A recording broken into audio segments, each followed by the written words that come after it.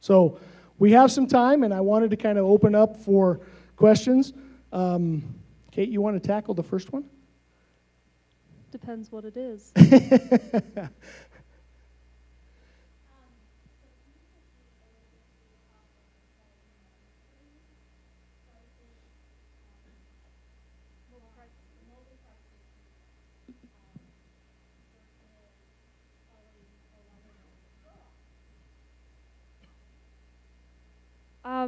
Definitely you can call our office.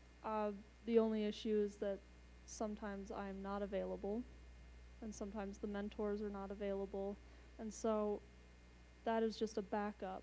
Like, all right, we don't have anyone available. Also, if it's during after hours, I mean, I work 8 to 5, except for tonight, which I will be here till 8 o'clock. So, but in general, it's just another resource. Definitely I would use people who are on campus first because we're there, and then we can respond really quickly. However, if you are unable to get access to us, this is a great resource. Back here.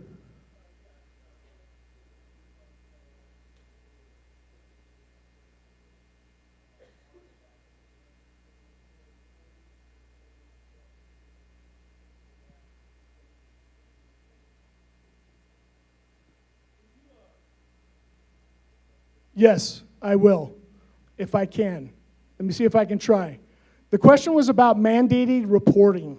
And so there are lots of caveats related to mandated reporting, so it depends. And that's always my best answer to every question. It depends.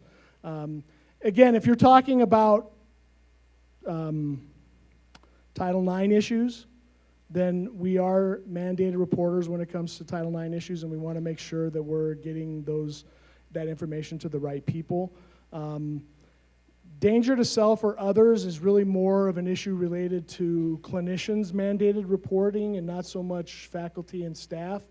But in all good consciousness, I would want to make sure that if somebody's telling me those things, I was getting them to the resources they want. Even if they're asking me to keep it confidential, because there is a mandated reporting aspect in relationship to that for all of us as helping professionals, as faculty, as staff, that if somebody says they are suicidal, then we have to get them help. We have to. Good question.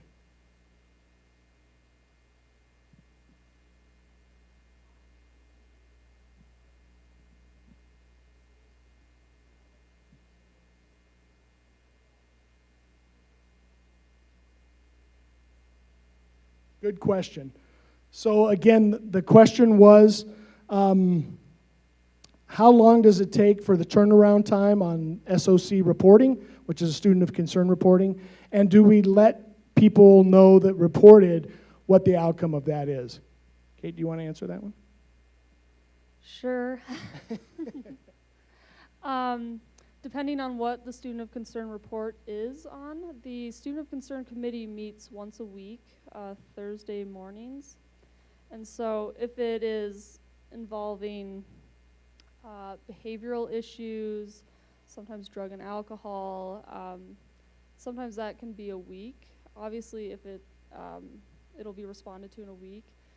And if it's suicide, though, it gets sent directly to Bob and myself, and that is obviously going to be responded to very quickly as we can. And so then we do let the people who report know that there has been follow-up. I'm not sure that we can get very detailed just with privacy. So did I answer all of the question? That's good. One of the things that I've tried to do is blind copy individuals who send over SOC reports so that they know what the follow-up on students are, so that they know that outreach has been provided and that we're kind of on top of it. And the other thing I really want to add to that is that there are really 3 levels of risk that we're talking about here. If we're talking about somebody who's in imminent risk, don't hesitate. Call 911. I mean, that's what it's there for. I know if it's during the day, we want to kind of make sure the POO is involved in that in regards to kind of addressing those issues that are happening here on campus. So don't hesitate to use that if it's an imminent danger, if there's an imminent risk going on. And then we have those individuals that are medium risk, which is still a very significant concern. And we have, Kate and I both do risk assessments for students that we have on campus. And so we'll assess those risks and then kind of respond to those. For those ones that are in a medium to moderate risk, we're going to kind of respond to those within a couple of days. For those individuals that are low risk, we're probably going to be able to respond to those hopefully within a week. Good questions.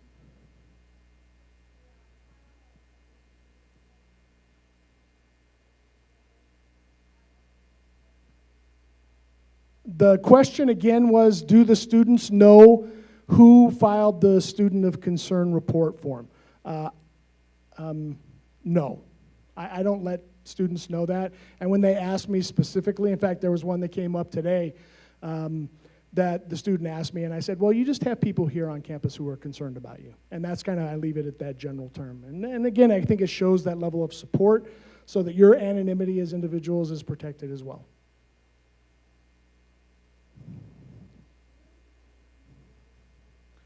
Good question. Where's the Student Wellness Center? Kate?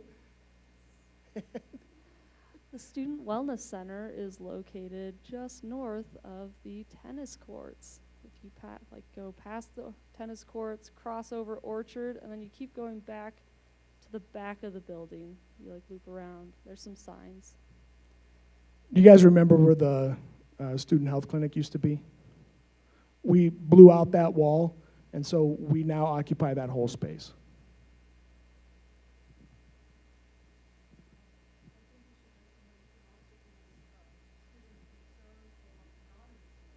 Yes, you can. Is that a question, Fran?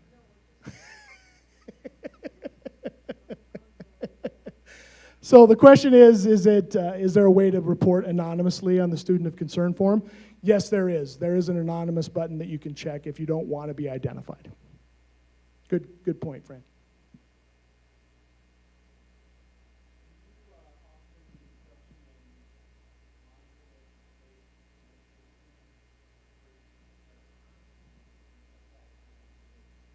Absolutely. All of the clinicians that we have on staff right now are cognitive behaviorally trained, and 2 of them have specialty in DBT, which is mindfulness, emotional regulation, distress tolerance, and interpersonal effectiveness.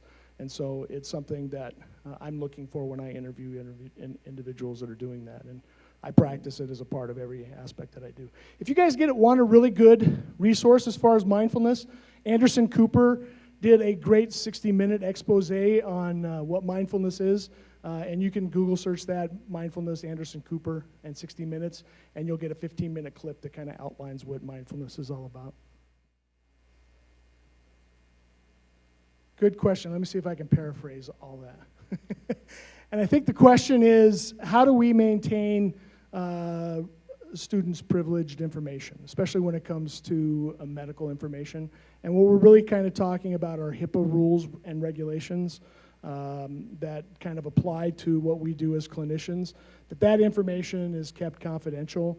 And in a sense, we don't publish that information on campus as well. And so in a sense, hopefully, that information will not interfere with them. I want to debunk a myth, by the way, that was brought up in that conversation, and that is you won't be able to get a gun or get a permit if you have mental health issues, and that is absolutely not true.